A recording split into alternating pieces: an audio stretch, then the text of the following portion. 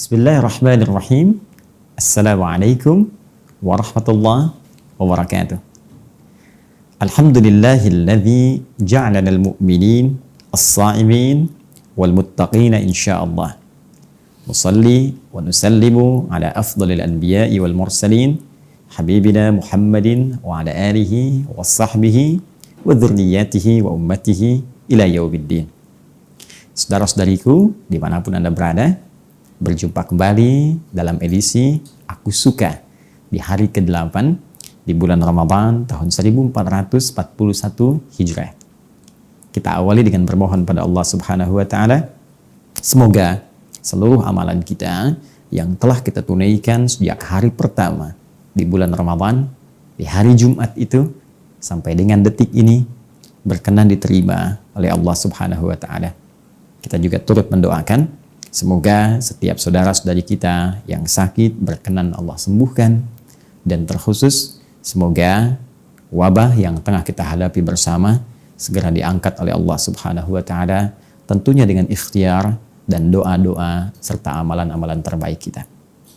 Baik, hari ini kita akan coba lanjutkan materi Aku Suka kita yang kami coba desain dengan terurut dari sejak awal kita berjumpa sampai dengan pertemuan di hari ke-7 kemarin.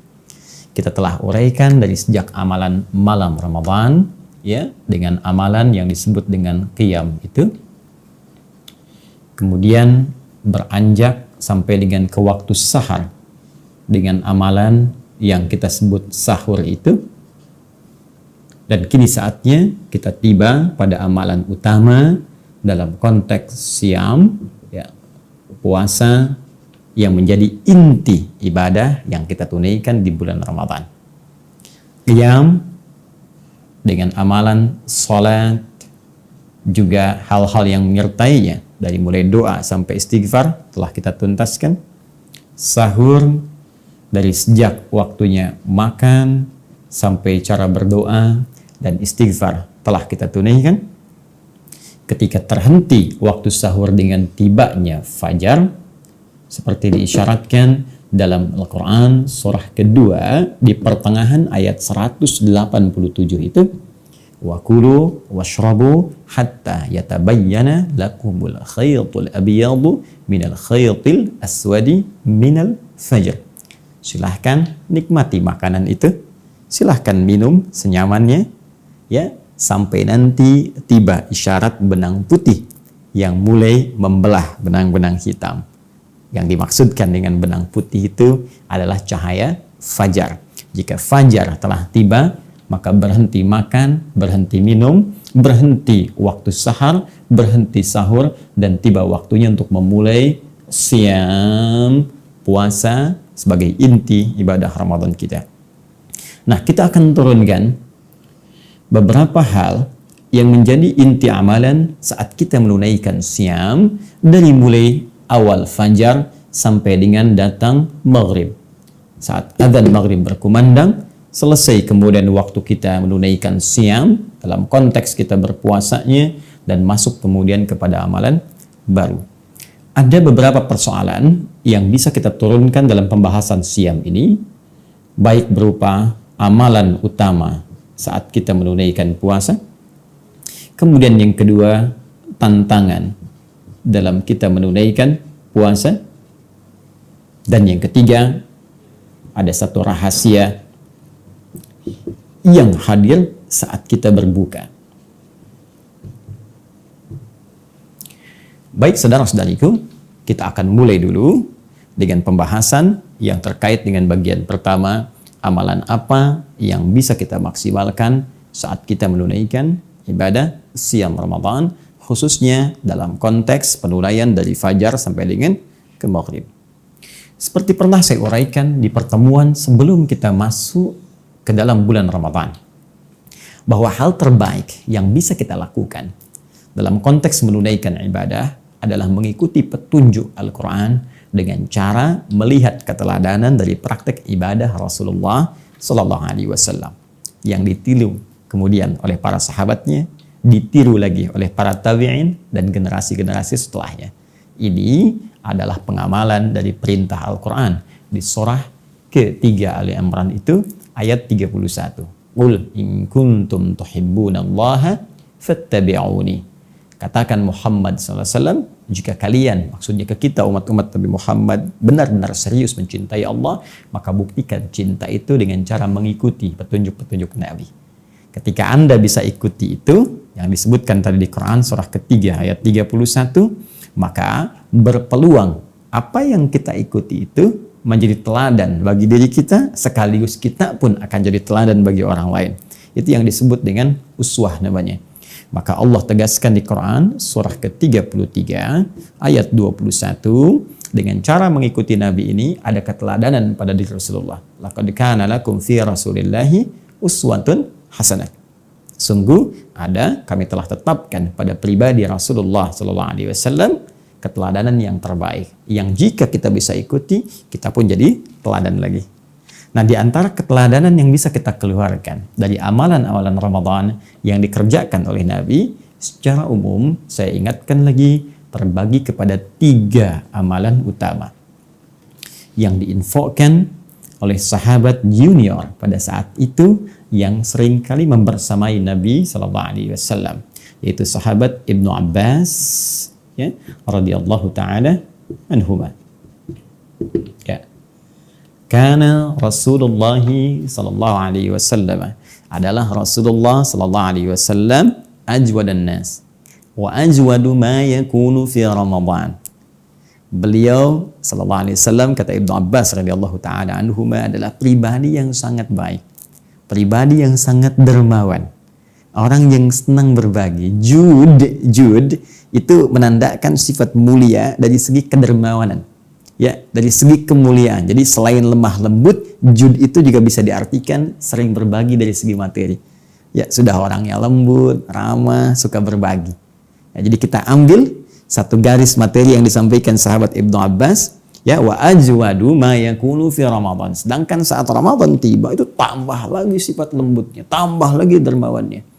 Maka kita bisa gambarkan di sini amalan pertama yang dicontohkan oleh Nabi sallallahu alaihi wasallam, yaitu menampilkan sifat jud, al-jud, ya, bisa kita artikan ramah dari segi perilaku, lembut, dan spesifik dari segi materi dengan sifat dermawan, gemar berbagi, ya, berbagi. Nah, jadi Nabi ingin contohkan begini, puasa itu seharusnya melatih kita menjadi pribadi yang lebih baik. Ya, karena itu orang-orang kalau sudah tiba puasa itu bisa dilihat siklus kriminalitas itu menurun. Ya. Bahkan bisa dipastikan di negara-negara muslim yang banyak orang Islamnya, atau bahkan negara Islam itu sejak dulu. Ya, dari sejak Nabi SAW, sepeninggalnya dan seterusnya, tiba Ramadan sudah semua meningkatkan ketaatan kepada Allah Subhanahu wa taala. Ya, pencurian sangat minim, ya. Dusta, apalagi kalau ada konteks korupsi lebih besar lagi, lebih dahsyat lagi, itu hilang, dan hilang. Maka amalan yang bisa kita kerjakan dilatih. Yuk kita mulai latih. Mohon maaf, jadi anak yang lembut, jadi istri yang lembut, suami yang lembut, ayah yang lembut, kawan yang lembut. Ya, dalam pengertian sesuai dengan konteksnya masing-masing.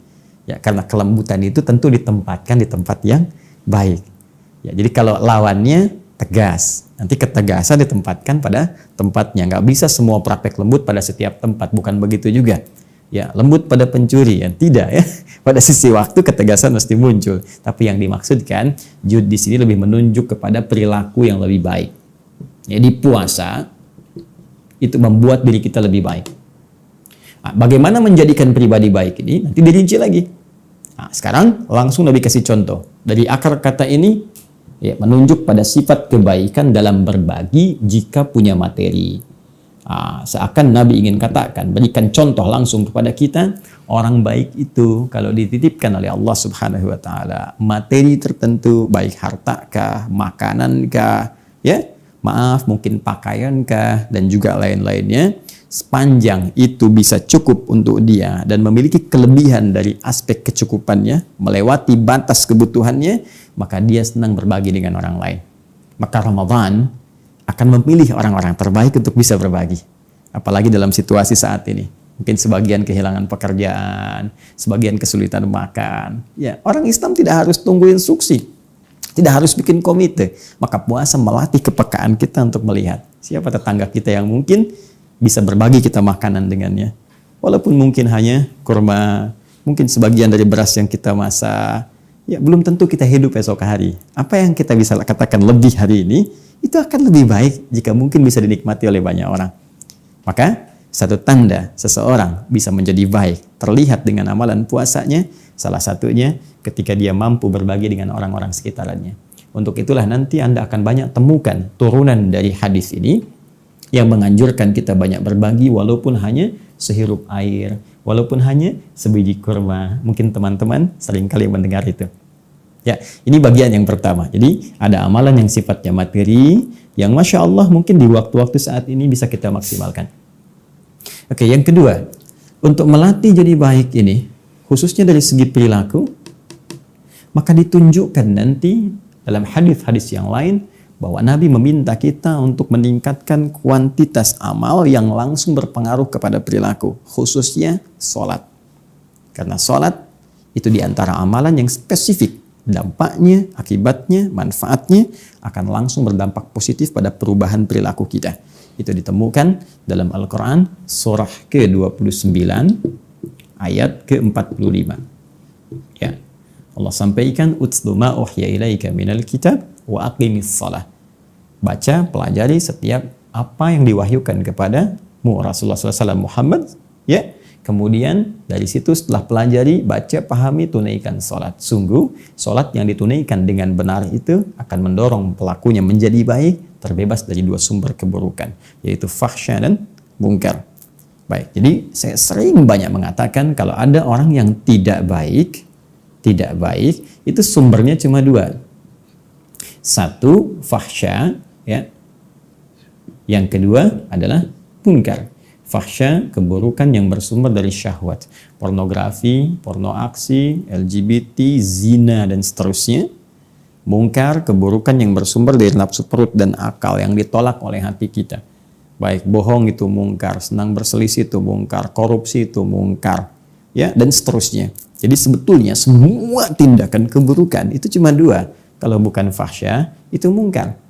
Dan puasa mencoba mengarahkan kita untuk meningkatkan satu amalan yang sinyal-sinyal amalan itu cahayanya bisa menghanguskan peluang-peluang fahsya dan mungkar. Ini bisa dihanguskan. Hilang. Apa amalannya? Salat. Latih dengan salat. Sehingga terhubung diri kita dengan Allah Subhanahu wa taala. Ya, cara terbaiknya pernah saya sampaikan, keluarkan semua jenis salat yang mungkin kita bisa lakukan sesuai dengan petunjuk Nabi sebagai tambahan dari salat-salat fardu yang diwajibkan kepada kita oleh Allah Subhanahu wa taala. Ya, dalam setiap siang ini ada salat apa saja? Syuruk ya di awal. Kalau tak mampu dikerjakan karena kita nggak ke masjid, ada duha nanti yang pertengahannya. Ya, syuruk kan awal duha, baik ya, dengan syarat tertentu. Nanti ada duha. Ya, ada 4 rakaat sebelum zuhur. Ini tidak mengikat kita dengan masjid. Artinya sekalipun dalam kondisi saat ini, ya, sebagian dari kita tidak bisa ke masjid misalnya, maka sholat sunnah tetap bisa dilakukan. Yang sifatnya tidak melekat dengan sifat masjid. Seperti rawatib misalnya. Ya, 4 rakaat sebelum zuhur. Syaratnya bukan harus di masjid. Sepanjang kita mau tunaikan setelah adzan sebelum sholat fardunya, boleh silahkan tunaikan. Sekalipun sholat sendirian, bisa sudah dikerjakan. Ya, ba'diyah pasca zuhur. Kemudian sebelum sholat asar ada sholat 4 rakaat sholat mutlak gitu. Ya, maksimalkan itu. Ketika benar pendekatan kita menunaikan sholat dan terhubung kita dengan Allah Subhanahu wa taala, maka keadaan terhubung dengan Allah itu yang menjadikan kita bisa mendapatkan perisai dari perbuatan maksiat dan pengingat yang mencegah kita untuk berbuat hal yang tidak diinginkan oleh Allah Subhanahu wa taala. Karena itu Al-Quran memberikan statement orang-orang yang menunaikan sholatnya baik, maka dia akan punya hubungan kuat online dengan Allah itu sehingga mampu mengingat Allah dalam keadaan yang tak terbatas. Itu ada isyaratnya di Quran surah keempat ayat 103. Ya, fa idza qadaytumus salata fadhkurullaha qiyaman wa qu'udan wa 'ala junubikum. Jika Anda selesai menunaikan sholat itu, maka segeralah ingat kepada Allah. baik dalam keadaan berdiri, jalan, duduk, kan? Walaupun berbaring. Zikir itu ingat. Jadi kalau orang sedang berjalan ingat Allah, mustahil berbuat maksiat. Karena saat akan berbuat maksiat itu dia ingat Rabbnya. Bagaimana kalau diwafatkan saat saya berbuat maksiat? Ya, maaf di jalan menemukan sesuatu sekedar untuk ngambil untuk pribadi saya, dia takut kalau Allah tahu. Apalagi mengambil hak orang lain. Ya, kalau begal saat mau begal ingat Allah, mustahil akan dia kerjakan. Apalagi saat ada orang ingin berbuat maksiat dalam duduknya di kantor, menggandakan sesuatu, ingin manipulasi, dia ingat bagaimana kalau saya diwafatkan oleh Allah. Allah melihat saya sekarang. Dalam berbaringnya mau maksiat, dia ingat bagaimana kalau seketika saya wafat. Makanya ulama sering mengatakan begini, jika Anda terfikir berbuat maksiat dan ingin terjaga selalu dalam keadaan yang baik, maka segera ingat kematian. Ketika terfikir berbuat maksiat, bayangkan seketika diwafatkan oleh Allah Subhanahu wa taala dan wafat dalam keadaan menjadi seorang pendosa. Anda bayangkan. Ya, karena itu ini gambarannya. Jadi, latih diri kita, latih. Jadi dalam hadis lain Nabi mengatakan riwayat sahabat Abu Hurairah radhiyallahu taala anhu dalam Kitabus Syam di Al-Imam Al-Bukhari dalam kitab sahihnya nomor hadis yang pertamanya beliau katakan as-syamu junnatun. Ya, puasa yang benar itu, alif lamnya kita terjemahkan, puasa yang benar itu junnatun, bisa menghasilkan perisai. Ya, perisai yang tak nampak. Jadi kalau ada dalam bahasa Arab huruf dimulai dengan jim dan nun, ya, jim dengan nun biasanya kalimatnya mengandung arti sesuatu yang tak nampak, tersembunyi. Ya, jin disebut dengan jin karena tak nampak dalam pandangan kita. Jannah, ya, jannah tuh, jannah, surga disebut dengan jannah karena belum tampak dalam pandangan kita sekarang. Ya kan? Jinnah, ya, ada jannah, ada jinnah, ada junnah. Beda tuh, ya, ada jin, ada jun, beda. Jin dan jun, lain kan? Nah, ada jannah, ada jinnah. Jinnah jamak dari kata jin. Minal jinnati wan nas. Tak terlihat juga. Baik, junnah di sini puasa menghasilkan junnah. Jannah, jinnah, junnah. Junnah itu perisai. Ya, yang tak nampak dalam pandangan kita. Jadi perisai ini kan fungsinya mencegah sesuatu yang membahayakan. Orang di medan perang punya perisai. Ada baju zirah, ada tamengnya, ya. Ini perisai. Ya, jadi begitu musuh misalnya akan melakukan sesuatu ya yang membahayakan diri kita, perisai ini menghalangi kita. Nah, perisai yang membentengi kita dari perbuatan fahsya dan mungkar, yang mencegah setan, ya bisa menembus relung hati kita yang paling dalam untuk mempengaruhi berbuat maksiat, itu namanya junnah. Di puasa itu melatih kedekatan kita dengan Allah sehingga Allah memberikan perisai pada diri kita. Orang yang punya perisai ini disebut dengan junnah tadi karena rajin menunaikan ibadah dalam puasanya, maka perisai itu yang akan menghambat perbuatan maksiat masuk menembus dirinya. Begitu ada bisikan misalnya, ambil sendal orang ini nih. Mumpung gak ada orang ke masjid, ambil kotak infaknya. Bisa masuk, tek tek tek tek. Itu kalau orang ada perisainya langsung mental kalimat itu. Tek, pergi. Tidak. Saya masih ingin bertakwa. Tidak. Bagaimana kalau saya diwafatkan dalam keadaan berbuat maksiat? Hei, ini musim bantuan-bantuan. Ayo ambil keuntungan dari bantuan itu. Kalau bisa ambil tarif dari situ. Kalau bisa kasih yang ini sedikit, yang lain banyak. Hati-hati. Kalau perisai yang masih ada, bagaimana ketika saya mengambil keuntungan dari situ saya diwafatkan oleh Allah? Nah, ini junnah namanya. Karena itu orang-orang yang rajin ibadah, khususnya rajin menunaikan sholat, itu akan kuat junnah dalam dirinya. Akan kuat perisai pada dirinya. Karena itu kemungkinan besar orang ini akan selalu berperilaku baik dalam kehidupannya karena semua bisikan-bisikan fahsya dan mungkar tidak akan tembus pada dirinya, dihambat oleh perisai yang ia bisa dapatkan dalam konteks menunaikan ibadah saat ia puasa itu. Dua. Dan yang ketiga, ya, Ibnu Abbas radhiyallahu taala anhu mengatakan, "Hina yalqahu Jibril alaihi salam fi kulli lailatin min Ramadan." Memang ini spesifik nanti di malam harinya. Tapi juga ibadahnya bisa bersifat umum mencakup di siang harinya. Apa itu? Ya, yudarisuhul Quran, tadarus Al-Quran, belajar Al-Quran, interaksi dengan Al-Quran. Di bagian ketiga, Al-Quran. Ya, Anda bisa petakan nanti untuk mempelajari Al-Quran ini dengan 3 peta utama. Ya, ada yang disebut dengan qiraah, ada yang disebut dengan tilawah, ya, ada yang disebut dengan terakhir tahfidz. Dan amalan ini sebagian ulama bahkan menyebutnya amalan penentu orang-orang yang memang mendapatkan manfaat dari Ramadan. Jadi kalau nggak mengerjakan amalan ketiga ini, seakan-akan dia nggak dapat Ramadan gitu. Ya ada sebagian berkomentar demikian. Kenapa? Karena Ramadan sendiri disebut oleh Allah Subhanahu wa Ta'ala dengan bulan diturunkannya Al-Quran. Sehingga sebagian ulama mempopulerkan dengan bulan Al-Quran. Bulan Al-Quran. Itu statementnya ada dalam pernyataan di firman Allah, Quran surah kedua Al-Baqarah ayat 185. Syahrul Ramadan alladzi unzila fihi al-Quran. Di bulan Ramadan itulah kemudian diturunkannya Al-Quran. Ramadan bulan Al-Quran. Saking pentingnya Al-Quran, Nabi SAW tidak pernah kehilangan satu harinya kecuali beliau berinteraksi dengan Al-Quran. 30 harinya, satu bulannya selesai 30 juznya. Nah sekarang kalau saya ingin berinteraksi dengan tiga pendekatan ini, qiraah bagaimana, tilawah seperti apa, tahfidz bagaimana, seperti apa kita bisa mengerjakan ini, apa keistimewaan-keistimewaannya, apakah setiap saya qiraah ada keistimewaan khusus kalau dikerjakan di Ramadan, demikian juga dengan tilawah, apatah kemudian dengan tahfidz, itu nanti yang akan kita coba bahas dalam edisi Aku Suka yang ke-9. Ya, karena itu pastikan dulu, ini sudah hari ke-8. Yo, amalan pertama nih, sudah baik belum? Ada perubahan nggak sampai hari ke-8 nih pada kepribadian kita? Jangan-jangan masih belum berpengaruh, masih belum ada rasa. Karena pasti terasa perubahan pada diri itu. Nah, kalau belum terasa ada perubahan, berarti belum sukses Ramadannya. Di hari ke-8 ini, kita buktikan. Esok kalau masih hidup, buktikan. Sudah 8 hari nggak ada perubahan, Allah kasih yang ke-9. Ada perubahan nggak?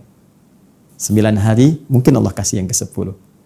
Tapi kalau sudah berhari-hari diberikan, belum mau berubah juga, Anda butuh berapa hari lagi? Dan belum tentu kita hidup esok hari. Karena itu setiap diberikan peluang, ayo maksimalkan. Ya, jadi pribadi yang bisa berbagi. Sehingga saat dihisab ringan di hadapan Allah Subhanahu wa Ta'ala. Jika memang dengan itu, Allah berikan kelebihan pada kita. Minimal berbagi dengan keluarga kita dulu, dekat ataupun jauh. Ada kelebihan lagi dengan tetangga kita, yang terdekat, lebih lagi bisa dengan yang paling jauh. Dan lebih daripada itu, jaga sholat kita. Karena ini akan menentukan semua amalan kita dan menjadi amalan yang pertama kali dihisab di hadapan Allah Subhanahu wa Ta'ala. Demikian untuk Al-Quran. Kita akan bahas dalam pertemuan Aku Suka edisi yang ke-9 dan kita akan pelajari bagaimana tantangan-tantangan dalam menjalankan semua amalan-amalan yang dimaksudkan. Demikian yang bisa kita bahas. Semoga Allah meridhai kita semua. Subhanakallahumma wa bihamdika asyhadu an la ilaha illa anta astaghfiruka wa natubu ilaik wa akhiru da'wana alhamdulillahi rabbil alamin. Assalamualaikum warahmatullahi wabarakatuh.